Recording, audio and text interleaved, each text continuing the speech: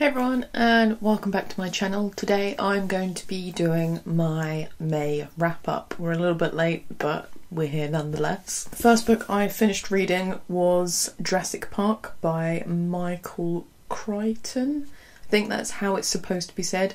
I used to always call him Michael Crichton because I can't pronounce people's names. So obviously this is what inspired, sort of became the iconic 1993 movie Jurassic Park. Main reason why I read this is because the new movie is coming out, but also because the film, the original, is one of my most favourite movies ever. I watched it so many times growing up, and I can still go back and rewatch it and just love it just as much. Which is quite a feat, because normally films, like, I don't know, maybe it's the nostalgia factor, but it's just a bloody solid film. Anyway, I'm not going to talk too much about this because I will be having another video. It's either out now or will be out after this, which is a comparison, book versus movie. But anyway, I enjoyed this. It's a solid read. And I think if you love the movie, it would be interesting to read the book it was based on, just to kind of see, because there's a lot of differences, but it's quite interesting to see what changes they made and why. And yeah, so I enjoyed it. I got through this quite quickly, to be honest, which isn't normally the case with books. Normally I am the slowest reader on this planet, but yeah, I read it quite quickly. Next book I want to talk about is I think technically the next book I finished was a ebook, but I don't know what it's called or who wrote it. Let's just check.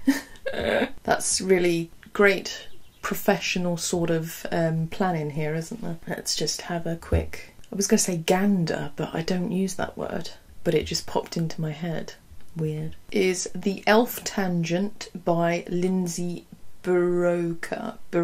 I thought it was a bit rubbish, to be honest. It was like sort of, I think it was on Kindle Unlimited, and I was like, oh, a romance between a human and elf. It might be a fun read, but I don't know, like, I keep reading romance books expecting more from them and being utterly disappointed, so maybe I just need to stop.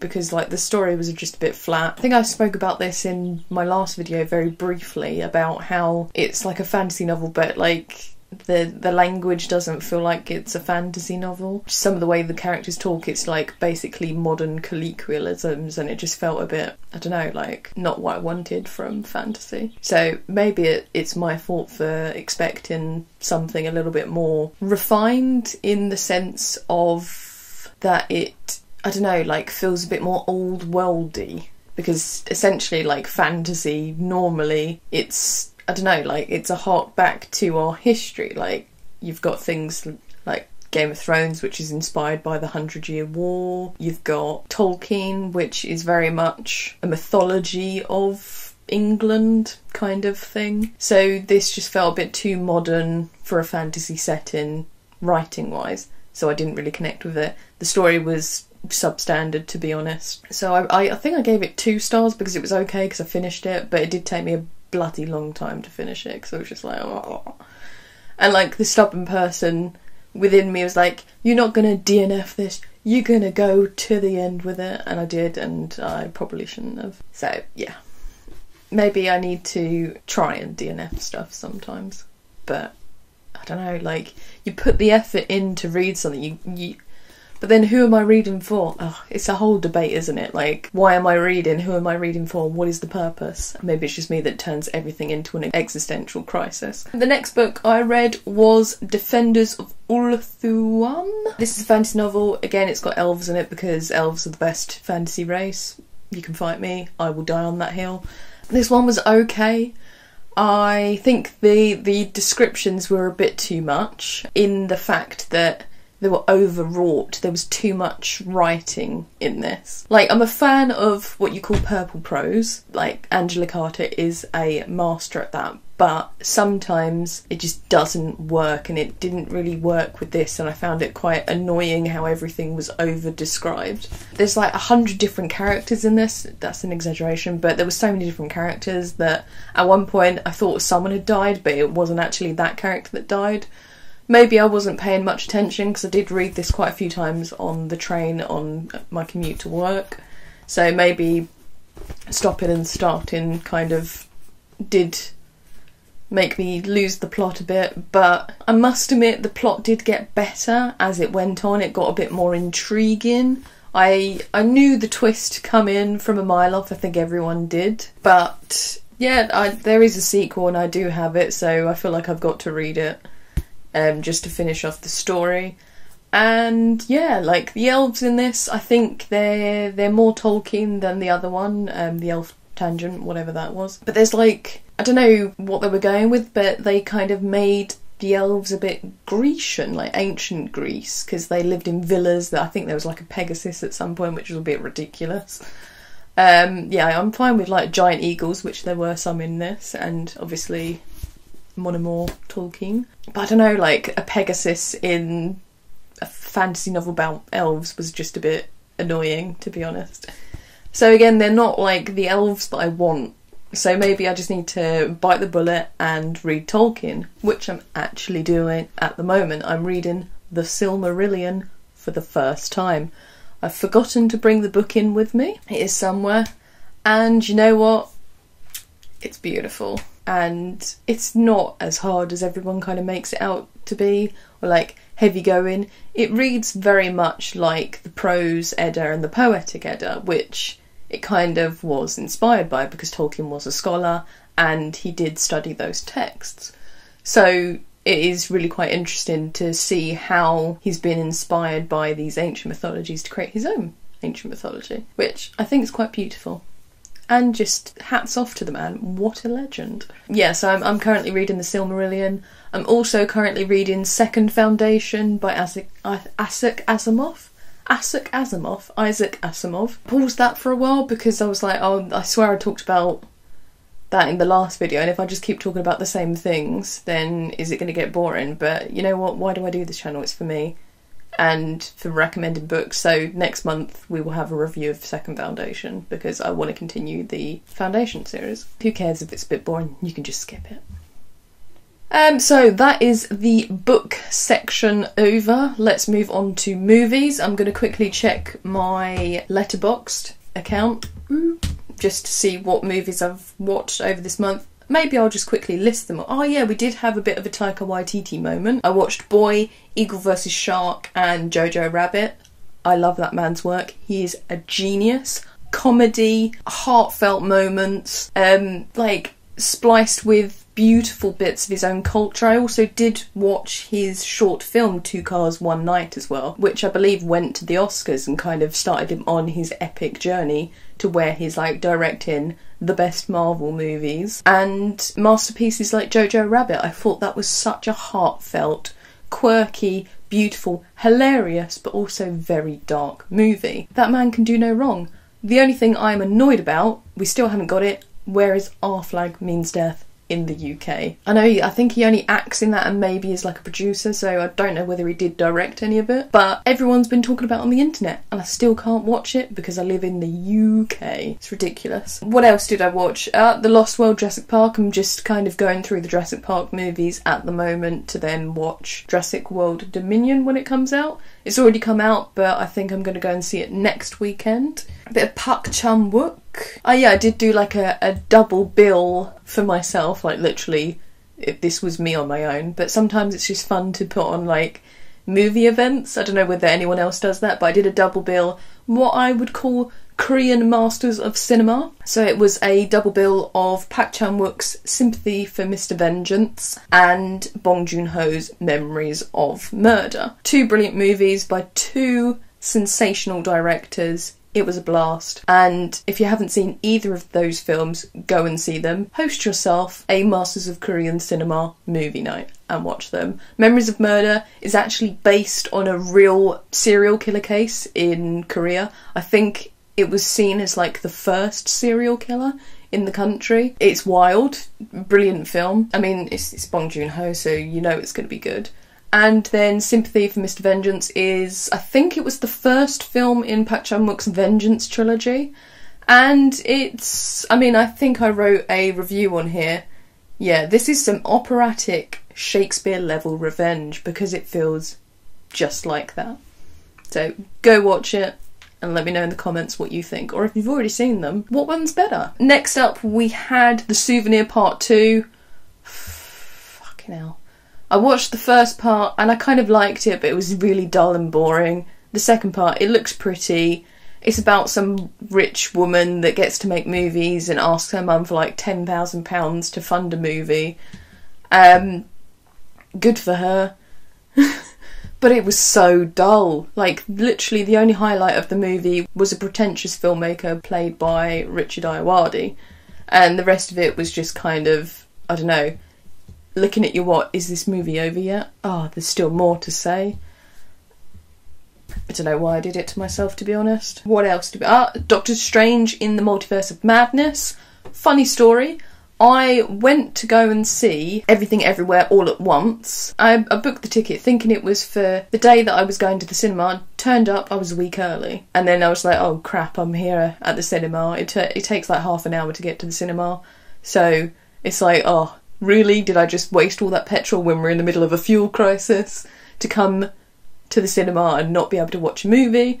So then, luckily enough, there was a show in 5 minutes in the future for Doctor Strange in the Multiverse of Madness. So I went to see one multiverse movie and ended up seeing a different one. What in the multiverse? Anyway, Doctor Strange in the Multiverse of Madness, it was okay. I was expecting more. Perhaps that's on me. It was fun while the film lasted, but then afterwards I felt like I had to deconstruct it and sort of be like, oh yeah, it was okay. And I feel like that I get that a lot with Marvel movies, is they're a blast while they're happening, but nothing sort of stays with me afterwards. There was a moment, I must admit, I don't know whether this will be considered a spoiler, where Doctor Strange says to, I think it's Christine, is like, I love you in every universe, and that I teared up because I'm just a sap. Everything else, I mean, I guess America Chavez was pretty cool as well. Like, that is a pretty wicked superpower to have, but comes with as a caveat, of course. But yeah, I don't know what really to say about Doctorverse, yeah. Doctor Strange in the Multiverse of Madness. It's been quite a while since I've seen it. What else? Ah yes, and then we had another double feature. This was purely inspired by the fact that Cannes was on, and I wanted my own Cannes, but one of the films that I'm most looking forward to see when it comes out in the UK, that aired at Cannes, is David Cronenberg's Crimes of the Future, because it's packed with sensational actors, and one being what's his name? Viggo Mortensen, who has collaborated with Cronenberg a lot, and I've watched all of their collaborations, I think, or not necessarily all of them, but most of them. It's also him returning to a genre that sort of made him famous, which is body horror. And then I realised, hang on a minute, you've only sort of watched things like, what's the... I've literally forgotten all the movies, but like A Dangerous Method, A History of Violence, and then the one where he plays a Russian gangster and has a fight in a sauna. Why do I remember that part? Oh dear. I've forgotten what that movie was. It's got Naomi Watts in it as well. Eastern Promises, that's it. Yeah, so then I was like, OMG, I haven't watched the genre that sort of made Cronenberg famous and was his thing for quite a while. So then I found The Fly and Existenz and had myself a Cronenberg sci-fi body horror movie night, and I felt vile afterwards. The Fly, Jesus Christ. Oh, gross. I literally was gagging at points. Like the bit where he regurgitates some awful stuff to break down his food. Oh. Just thinking about it's making me feel gross. And then just like the slow sort of, I don't know, like breakdown of his body, and then just like disgusting. The story is basically a scientist has created a teleportation system. He tries it, but how it works is it breaks you down and then puts you back together again. A fly gets in the machine. Do I need to say any more? Fucking wild. It's kind of tragic as well when you think about it. It could have been like a nice romance film, and then it just became a tragedy. And almost a bit like, I don't know, King Kong-esque. Like there is a bit where he like comes and abducts her. But yeah, anyway. And then eXistenZ, which is kind of like Inception before Inception. The idea is that there's this video game and you go into it and it feels like you're really in it. So then it becomes a kind of scenario where the players start to not be able to tell the difference between reality and the game.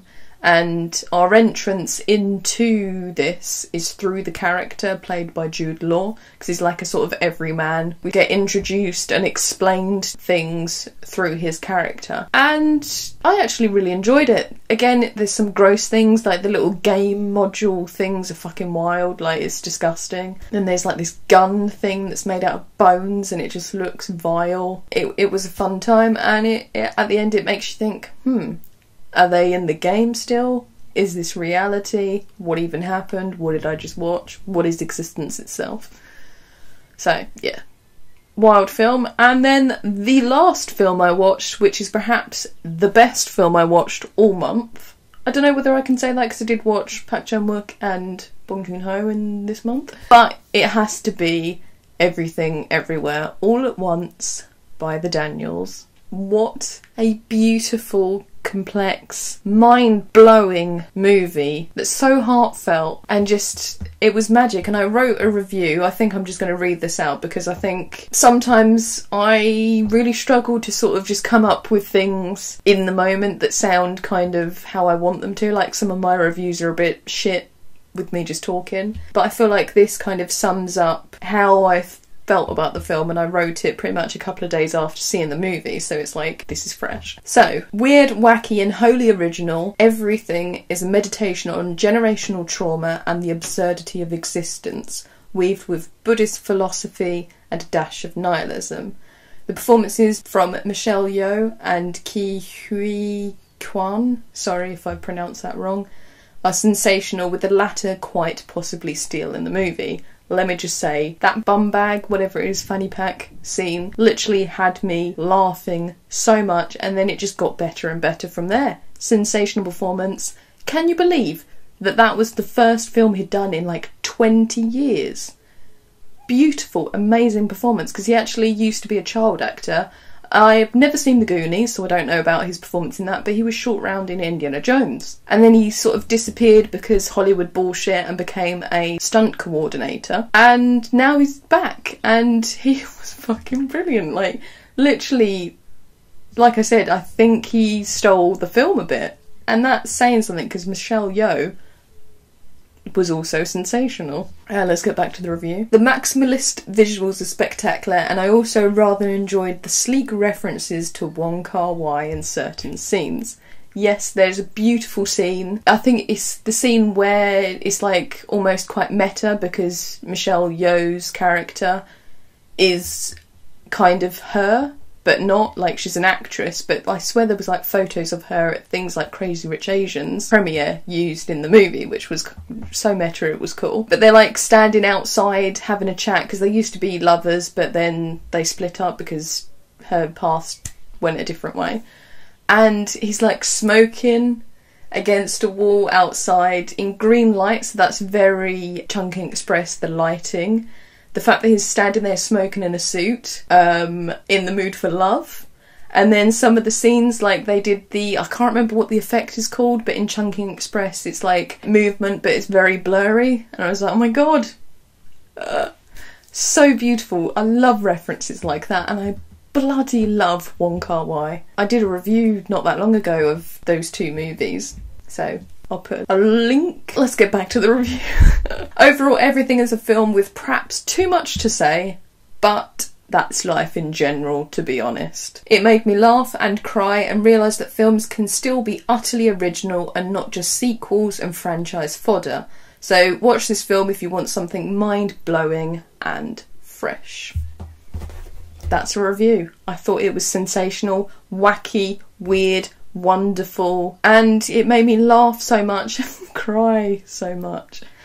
And it's just literally powerful. and beautiful, and I'm gonna have to watch it again and again and again and again. Literally, it has my heart. I think I gave it 4 stars, but I might have to bump that up to 5 because I still think about it all the time, all at once. No, I'm joking. And then finally, TV shows. I really can't remember what I watched. I know I started watching Stranger Things season 4, but I didn't actually finish it, but I was really enjoying it. Loved The Scene, which now everyone's obsessed with that Kate Bush song, but that was just cinematic perfection. I cried, I wept, because it was just so powerful.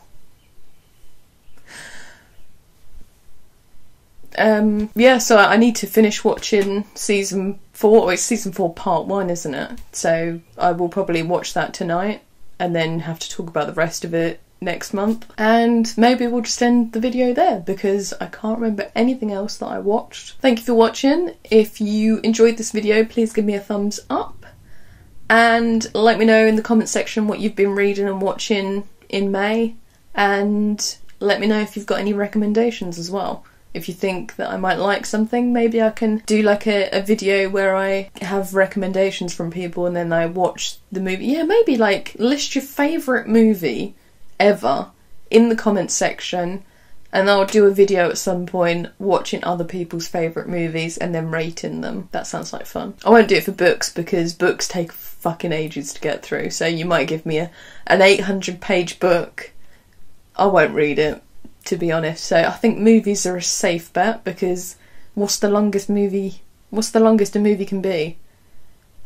3 hours? 4 hours maybe? Don't give me mammoth movies, like, be realistic. But anyway, thank you for watching, have a lovely day. Bye bye. And bring the bottle tonight, red wine to rerun all our memories right. It's just a matter of time before your cheeks turn into peaches and the stars realign. Another glass of wine to find the diamonds in your eyes, darling. Another glass of wine, you know it's time.